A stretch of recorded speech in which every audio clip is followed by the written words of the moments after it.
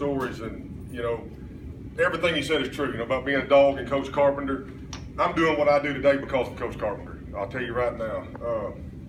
Winning this award, the Sporty Award, to be honest with you, that means a lot to me. That state championship, but not near as much as winning the Sporty Carpenter Award. When I was told that that I was getting that, like Mike talked about, you got chills down your back.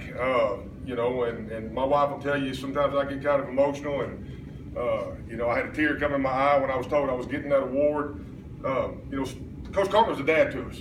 I mean, he was a dad to us, and everybody called the old AIC, the suitcase colleges, because in off season, most people live, within driving distance of here. Well, I was 16 hours away from home. A good friend of mine, Dave Vandersloot, he from Toronto, Canada. We didn't have any place to go until Miss Dawson back there adopted us, and we would go to her house, and she'd feed us, and there's no telling how much her grocery bill went up when me and Sloop would go over there. But just what Mike said, the stuff that he instilled in you, not quitting, that was every day. We used to call him the Silver Freak. If we'd get on that sled, and he would sit on that sled, and I used to hear in my night, it was dreams, but it was really nightmares. Drive, drive, drive, drive. And Mike's right. If you had one person slacking off, we might push that thing around while everybody else is doing something. We might push that all day long. Just push that sled. The monkey bars, the ropes, the boards.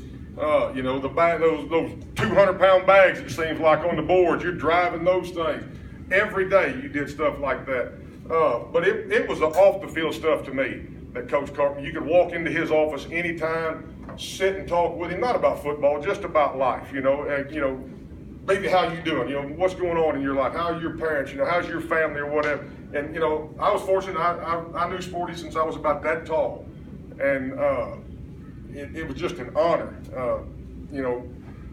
To me, when I first got here, Coach Baker had a lot to do with it too. When I first got here, I got here in '86. It was right after they won the AIC championship in '85. And it seemed like every kid in the country wanted to come be a ready, because there was 125 freshmen. And we came here, I think, a week, 10 days before the upperclassmen did, and I swear it was a boot camp. I'd never been through anything like that. After the first day, Coach Baker, we're coming off the field, and Coach Baker looks at me, and he looked at me, and he said, "King," he said, "son, you're just not going to make it." and I looked at him, I said, "Okay, Coach," and in the back of my mind, I thought, that man's right, I'm not going to make it. I said, I've never been through anything like this. Bald head. All of us had bald heads. They shaved our heads and everything, and people got blisters on their heads from being out in the sun. And but it was. You look back, it was a great time. And the things, if anybody have ever seen me coach, I'm a little animated on the sidelines. You were talking about Coach Carpenter grabbed you. I remember the first time that I got a pancake block in a game. I came off the sideline and I was scared. He come, but just like he grabbed me. Tobacco spit going everywhere, and he's going, shaking my head and slapping me on. I thought, I just pancaked that guy. But he was excited. He was happy for me.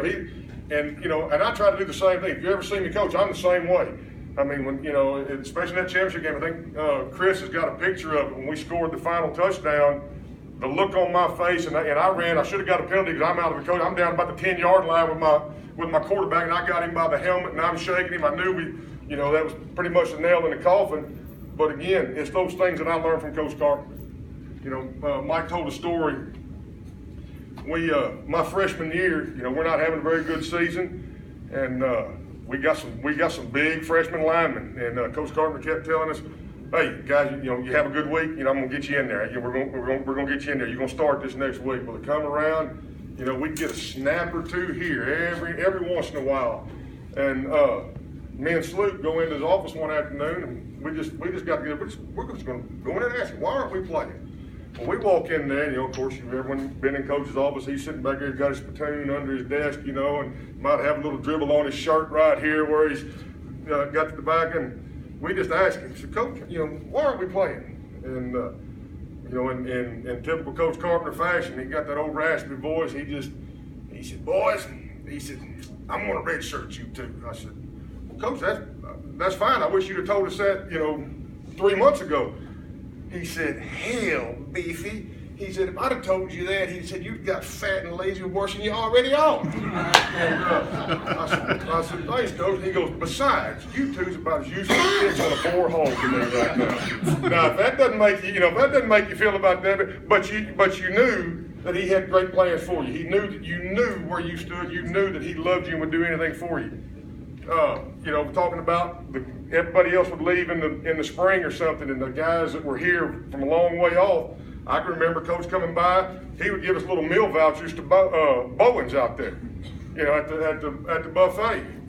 But hey, that's great. We didn't have much money. You go out there and get all you can eat and everything. You go over to his house. When you go to his house, there was always ulterior motives toward when you go to the house. And he invites you over there. Hey, we're going swimming. Well, yeah, first you got to clean the pool. That was his way to get the pool clean. Get a couple guys over there. Hey, you guys come over and go swimming. We'll clean it. And that pool was nasty before he got you over there. It was clean when we got done. But it was, my memories here, I wouldn't trade them for the world. And I am who I am today, not only because of my parents, but for Coach Carter, like, Coach Mack said, I'm in this business because of him and the things that he instilled in me and the drive that he instilled in me. And those of you that know me, of course, Chris is my biggest fan. Somebody said I had my own publicist. I do. I promise you.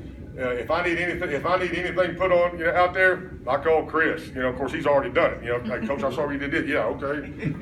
But he is my biggest friend. He's one of my best friends. The state championships mean a lot. Awards that you receive mean a lot.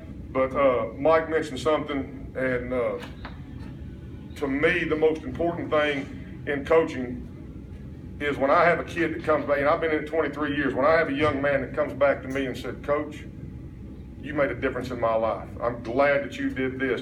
You instilled this in me. That means more to me than any championship I could ever win. And, like Mike said, I got that from Coach Carpenter and Coach Baker and the coaches that were here and what they instilled in us. I mean, when I played here, just like Mike and the rest of y'all, it was smash mouth football. I mean, there was nothing fancy about it, nothing pretty about it. You got out there, and it was mano a mano, and that's how they coached, and that's how they treated you like men. They didn't treat you like prima donnas. And I don't ever remember when I was here, whether it was our quarterback or tailback or our offensive or defensive lineman, nobody was treated special. I mean, everybody was treated the same, and you were treated with respect. And, I've had people ask me, what is a ready? Well, if you're not a ready, you can't explain that. You cannot tell somebody what a ready is if you're not one. You can tell them what a bison is. You can tell them what a tiger is. You can tell them, I still haven't figured out what a Wonder Boy is. I wouldn't even try to figure out what that is. But all these other things, unless you are truly a ready and you have that inside, you have that spirit, and you have that love and drive for family, nobody will know what, you can't explain that to people. They won't understand. But it's an honor and a privilege for me to have played here and be a ready, and I will be a ready for life. And I truly appreciate this day and this award and everything that's went on here. Thank you.